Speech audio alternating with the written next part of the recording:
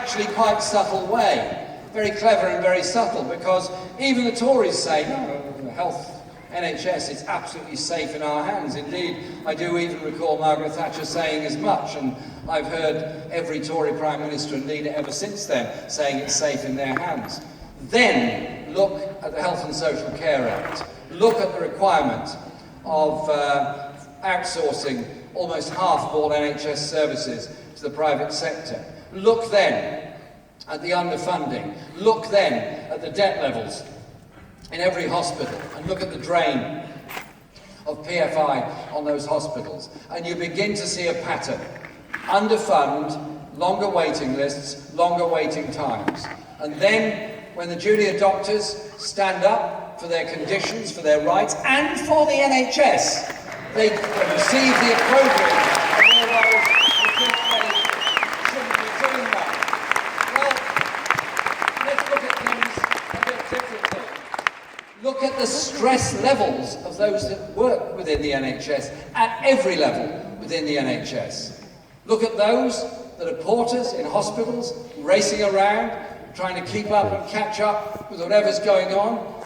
Look at stressed out nurses and triage nurses in A&E departments. Look at exhausted and stressed out doctors dealing with A&E crises every night of the week. And then look at the stress levels of those on the ward trying to cope with the patient demand. Things then end up going badly wrong. Let's not blame the NHS staff. Let's look instead at the issues of funding of our NHS, rights of those that work within the NHS, and the way in which PFI drains so much that ought to be spent on patient care and support. We need anything there. Health also has to deal with inequality within our society. You could take a bus down Kilburn High Road, start at the top end, start when it's no longer called Kilburn High Road, but it's still the A5. Go further out into Hertfordshire. Go further out and you'd find people, some living very good lives, some people have a long life expectancy. They lead a good life, they're well housed, they're comfortably off. They're likely to live longer. You go down the A5 towards central London, life expectancy falls and falls and falls. To the poor living in Golborne Ward in Kensington, Chelsea, the royal borough of Kensington, Chelsea, one of the poorest and most deprived wards in the whole of the UK, you'll see a very different pattern of life expectancy.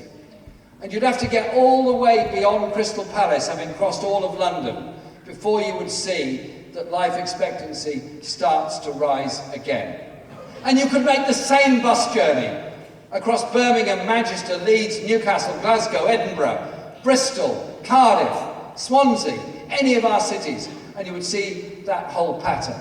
That inequality is partly about healthcare and resources, partly about housing, partly about abilities of people to develop their skills and get on in life. It is about the function of government and local government as well to invest in those communities, because everybody deserves to have the longest possible life expectancy wherever you happen to have been born, or wherever your parents are.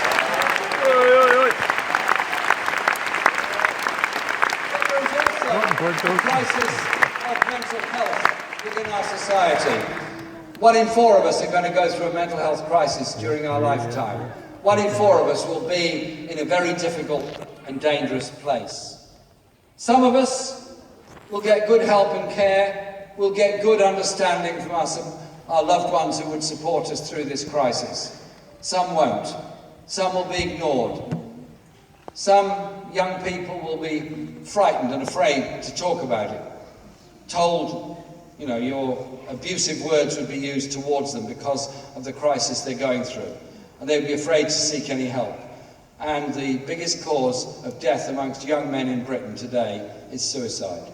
Now, this is a crisis that has to be faced. It has to be faced by investment in NHS mental health services, in what are often very good, often quite small voluntary organisations that do a great deal to help people through crises. But it's also one that we've also all got to face by changing the way we approach the issue of mental health, reaching out to people that are going through a crisis, and recognising real parity of esteem means saying, yeah, we'll support you, we'll help you through the difficulties you're in, so that when you get through them, you'll be back amongst us just like you always were. Can't we treat mental health as part and parcel of our very being, as human beings, and how we do it? Diane Abbott, our wonderful Shadow Health Secretary, and I will be launching a policy statement on how we're going to take the NHS forward. And there's so many other policy areas that we're going to be developing. Others, Christine particularly, and I thank her for it, has spoken a lot about education. Education for all. Education at all stages of life. All preschool children getting a chance to be socialising together, not on the basis of parental income or poverty, but on the basis of the fact they're under preschool age and they need to be socialising together and growing up together with each other. And that National Education Service will be designed to ensure that we don't commodify education preschool or post-18. We recognise education is a right, not a privilege, and also that if somebody becomes a good nurse, a good doctor, a good engineer, a good teacher, we all benefit from it. What a waste poverty is! What a waste lack of opportunity! And an environment policy which is about sustainability, not just in Britain, but in the world as a whole. And I tell you, some of the most interesting discussions I've had about environmental sustainability, you'll be surprised when I say this, actually came from a very lengthy meeting I had with a group of steel workers in Port Talbot about how they access the energy they need to make the steel, what happens on recycling, what energy could be saved, how it could be done differently, and how it could be done in a more intelligent and more rational way. Who says people at work, often in a very difficult work environment, don't themselves have really good ideas about how we can do things differently? Looking at it's very different, but crucially, it's how we deal with the big central question of the economy. It wasn't nurses, doctors, teachers, care workers, Royal Mail delivery workers, homeless people, or any other group within our society that caused the banking crisis of 2008-9. It was caused by a lack of regulation of the banks, it was caused by the greed of the banking community, and it was caused by a system that allowed it to happen. But the price has been paid through austerity, and that has hit the poorest in the poorest communities the hardest in all countries where austerity has been put forward. So I was very pleased when John McDonnell accepted the position of being Shadow Chancellor of the Exchequer. And I was really delighted.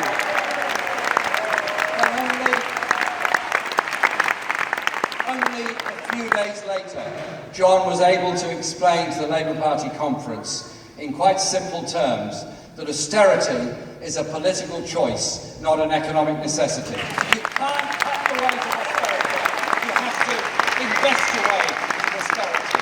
And John has put that forward so well and developed that whole idea that we need an economy that invests in the infrastructure we need, invests in the housing we need, invests in the education we need, invests in opportunities for everybody within our society. So our political movement is about bringing people together, is about empowering people, is about the cultural values that we also bring together. So next week in Edinburgh, we're going to be doing a meeting and a discussion about culture and values in our society.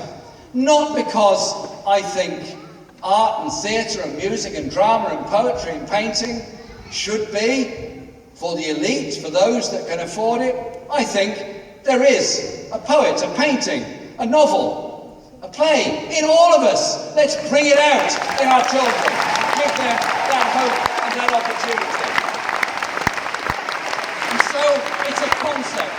It's a concept of the policies we put forward. It's a concept about the democracy of the kind of society we want to live in.